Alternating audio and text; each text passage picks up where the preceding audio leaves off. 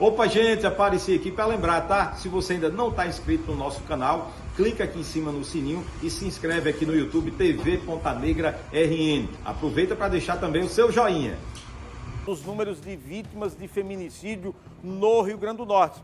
Esse número tem sido alto e preocupante e gera um alerta a toda a população. Rogério, me dá informações a respeito desses dados, dessa informação, e agora você traz novidades com números, com dados.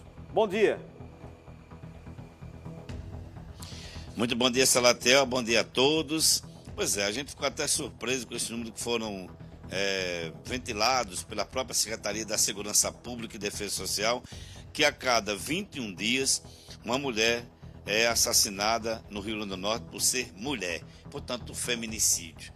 Aqui ao meu lado a doutora Érica Canuto, que é a promotora de defesa da mulher, e tem feito um trabalho muito importante, somente nesse mês que é o Agosto Lilás, a importância da medida protetiva, dentre outros mecanismos utilizados na proteção da mulher contra essa violência.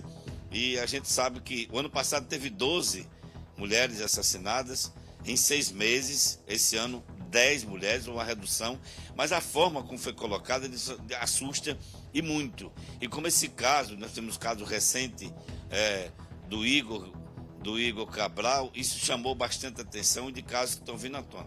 Doutora Érica, muito bom dia, obrigado por nos atender mais uma vez. Esses números, de uma certa forma, a forma como eles são colocados assustam, isso corresponde à realidade? Bom dia. Bom dia a todos. É muito importante a gente estar falando sobre esse tema, principalmente no Agosto Lilás, um mês que a gente dedica, né, a celebrar a importância de uma lei, como a Lei Maria da Penha. São 19 anos de uma lei protetiva que tem no seu cerne, no seu coração, uma medida protetiva que salva vidas. Sobre os números, né, nós temos muito aqui, ainda a trabalhar, mas já temos alguns ganhos. Por exemplo, de 23 para 24, 2023 e 2024, nós tivemos uma diminuição no Rio Grande do Norte de feminicídios em um pouco mais de 20%, 20,6% de feminicídios no estado todo. E agora tivemos uma diminuição, né? A forma foi divulgada, mas a gente tem que focar na diminuição que realmente aconteceu. É um fato. Foram 12 feminicídios no ano passado, no primeiro semestre, e 10 esse ano. Então, há uma diminuição, há um aumento das medidas protetivas, dos pedidos, e isso é muito positivo. Sabe por quê? Porque quando aumenta o número de feminicídios e de registro de ocorrência, quando aumenta o número de medidas protetivas, de pedidos de medida protetiva, deferimento e de registro de ocorrência, diminui o feminicídio. A cada 100 feminicídios que acontecem no país, em 95 deles, a mulher nunca registrou a ocorrência, nunca denunciou e nunca pediu medida protetiva. Ou seja, é muito mais seguro denunciar e pedir medida protetiva do que ficar aguardando as coisas melhorarem. Quer dizer, na prática, a mulher tem que buscar a justiça. A gente, inclusive, tem um caso, Salatel, não sei se a gente vai conseguir mostrar hoje, mas exatamente de uma pessoa que teria sofrido uma tentativa de estupro, segundo que foi colocado pelo advogado dessa mulher, e ela de imediato já conseguiu a medida protetiva assim que fez o boletim de ocorrência.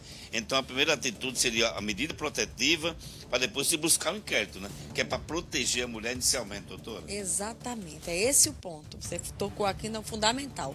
O principal da Lei Maria da Penha é proteger a mulher. Primeiro protege, depois a gente vai em busca da responsabilização, que é importante também. Prisão, condenação, reparação do dano, o que for necessário. Mas o mais importante é proteger a mulher, né? A gente sabe que das medidas protetivas que são deferidas, mais de 90% dos homens cumprem imediatamente. Ninguém sabe disso, né? Mais de 90% dos homens têm medo e dizem: eu não vou desobedecer à justiça, eu errei e eu vou cumprir direitinho. E cumpre. E esses outros 10% a gente administra com a gestão do risco. Quer dizer, ouvindo a mulher, se houve um descumprimento, ele vai atrás dela, vai esperar na parada, vai fazer alguma coisa que perturba essa mulher, né? Porque a medida protetiva diz: fique longe dela, se afaste dela, não vá atrás dela. E se ele é recalcitrante, se ele é teimoso, né, desobediente, nós temos outros instrumentos. Tornozeleira eletrônica, temos o botão do pânico, temos a casa-abrigo, patrulha Maria da Penha e, em última instância, a prisão.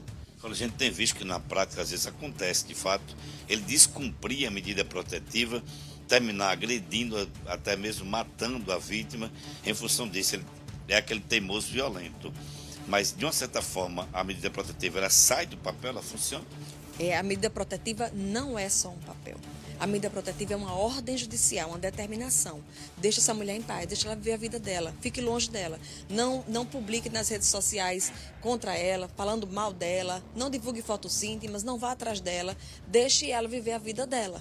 E se ele não cumpre essa ordem judicial, não é o papel, uma ordem judicial, ela pode até não estar com o papel na mão, mas ela tem a medida protetiva, né, e a qualquer momento ela pode ser identificada, né, ligando para o 190, indo para a delegacia na DEAN, para a promotoria, para a Defensoria Pública, para os órgãos da rede. Eu quero dizer que a rede do Rio Grande do Norte é uma rede que está cada vez mais unida, né, se irmanando, né, espírito colaborativo para proteger essa mulher. Nós temos serviços suficientes para proteger essa mulher. Doutora Salatel de Souza, vai fazer uma pergunta para a senhora, eu vou lhe repassar aqui. Pois não, Salatel? Por favor, Rogério, pede para ela tirar uma dúvida, porque eu recordo que há mais ou menos 1 ano, 2 anos no máximo, foi divulgado também uma medida muito importante de proteção às mulheres, que seria o botão de pânico. Não é? Essas mulheres que receberiam com a autorização da Justiça esse botão, para que em algum momento, com a presença desse ex-companheiro, desse homem que tem que evitar o contato, se aproximar, não podia visitá-la, se ela acionasse aquele botão, esse botão acionaria a viatura mais próxima, ia para o CIOSP, né, para a Central de Monitoramento da Polícia Militar. Isso está funcionando, o botão foi distribuído, como é que a mulher pode ter acesso e se ela acha também essa medida importante para proteger as mulheres em todo o estado? Doutora Salatel coloca aqui a questão do botão do pânico, há cerca de 1 ano aproximadamente, enfim. Se de fato, na prática, ele está funcionando, né, a senhora deve ter dado estatística com relação a isso, se acionando esse botão vai direto para o CIOSP aciona a viatura mais próxima, enfim, está funcionando, como é que está essa questão do botão? Então, Salatel, obrigada pela sua pergunta e falando aqui para a sua audiência, né, informação sobre o botão do pânico. O botão do pânico é um dispositivo pequenininho, ele parece um celular pequenininho, né, e ele é um GPS que está conectado a uma tornozeleira eletrônica. Ele pode funcionar sozinho, só o botão, mas o ideal é que ele esteja com a tornozeleira. O homem fica com a tornozeleira, o agressor, né? Ele está tornozelado, está acompanhado, monitorado e ela com o botão. Se ela sentir alguma ameaça, sentir que tem alguém por perto, uma pessoa estranha, uma moto passou, ela pode acionar. Ou sem necessidade de ela acionar, que eu acho mais importante, que não coloca a responsabilidade nela, a central de monitoramento percebe, né, tem pessoas monitorando 24 horas por dia, todos os dias de semana, e verificando justamente todas as pessoas que estão tornozeladas. Então, em relação a botão do pânico, se eles se aproximam, então bipa, há um bip, quer dizer, você invadiu a área de exclusão. Quais são as áreas de exclusão? O local onde ela está, até 200 metros, dos 100 metros, o que o juiz der, cadastra, a casa dela, a casa dos pais dela, o trabalho dela, onde ela estuda, onde ela frequenta. Todos aqueles locais são cadastrados. Ele não pode ir lá. Se ele passar em frente, ele já está violando. Então, na mesma hora que viola, ela recebe um telefonema da central de monitoramento. E eles dizem, vou mandar uma viatura aí agora. E isso tem funcionado perfeitamente. Está acontecendo na prática? Na prática, tem. A gente tem usado, as mulheres estão satisfeitas com isso. Inclusive, uma vez eu estava aqui atendendo, na promotoria, atendendo uma mulher, e ele passou aí na frente de um veículo e bipou na mesma hora, e na mesma hora eu presenciei a central de monitoramento ligando para a mulher, no mesmo instante. A gente tem a foto, inclusive, do botão do pânico no vídeo, mostrando como é que ele é, então. Mas como é que a mulher consegue? Ela vem na promotoria, ela procura quem? Como é que ela adquire o botão do pânico? Então, o botão do pânico não é para todos os casos.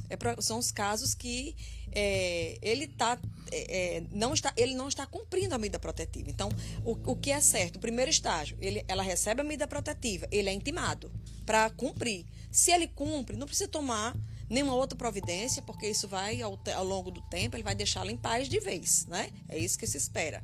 Mas se ele descumpre. Ele vai na escola da criança, ele vai na frente do trabalho dela, ele persegue, onde ela está numa festa, ele vai. Então, ela comunica e a gente pede ao juiz para determinar por um período X esse monitoramento. E a gente vai observando.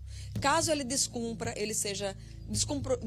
várias violações, vai na casa dela mesmo, ou então corta a tornozeleira, prisão. Tá certo. Olha, com relação ao caso do Igor, a doutora não vai falar sobre esse caso em função de estar em segredo de justiça, e ela vai cumprir isso, evidentemente, enquanto Ministério Público. Mas, depois desse caso, doutora, muitas mulheres procuraram a senhora aqui, como é que está? A senhora falou, inclusive, que tem muita gente que procura e causou aquele medo, despertou o interesse em outras mulheres? Sim, a gente sempre que tem um caso de repercussão, né? Não só no estado, mas às vezes com pessoas famosas, isso circula, é notícia, e as mulheres procuram a promotoria, procuram a delegacia, tem mais temerosa, poxa, eu estou administrando essa situação aqui há algum tempo, eu já sei que isso é violência, mas eu ainda não denunciei, ainda não tomei a decisão de pedir a medida protetiva. Então essas mulheres vêm, procuram, desperta gatilhos, né? E pedem informações, algumas já pediram a medida a partir disso aí, e eu tenho certeza que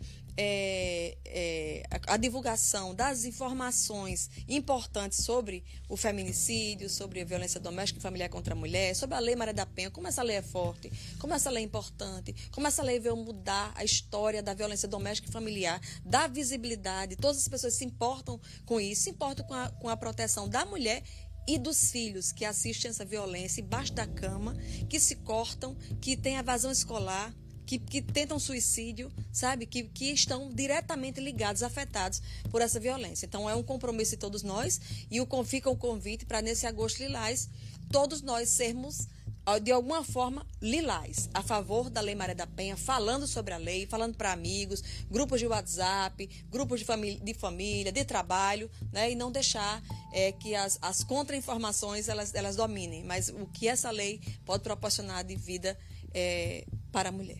Doutora, só para encerrar, o Agosto Lilás hoje é dia 5, né? Está a todo vapor, hein? A todo vapor, né? Os compromissos das instituições, das ONGs, né? Depois de amanhã a gente tem um aniversário, é o dia 7. É a quinta-feira, o aniversário da Lei Maria da Penha, mas o agosto todo a gente está divulgando todos os dias, em diversos espaços, né? De mulheres, onde tem mulheres e homens também. Os homens precisam se engajar, precisam lutar também pela efetividade da Lei Maria da Penha. Doutora Érica Canuto, promotora de defesa da mulher, muito obrigado mais uma vez pela entrevista, bastante esclarecedora, Salaté, eu volto com você. Obrigado, Rogério, agradeço também a promotora pela importante participação, alertando, falando dos casos, colocando inclusive aqui o nosso programa à disposição de todas as mulheres, não é? Que a gente traz o debate, traz a discussão, traz o tema e espero estar contribuindo para a gente diminuir essa violência. Não aceite, não admita, ligue 190, 181, você mulher que sofre qualquer tipo de violência. E preste atenção, você que percebe também uma violência contra a mulher em qualquer ambiente, não importa onde é. Não, porque eu não tenho nada a ver com isso. Ligue, não seja omisso, faça a sua parte, tá bom?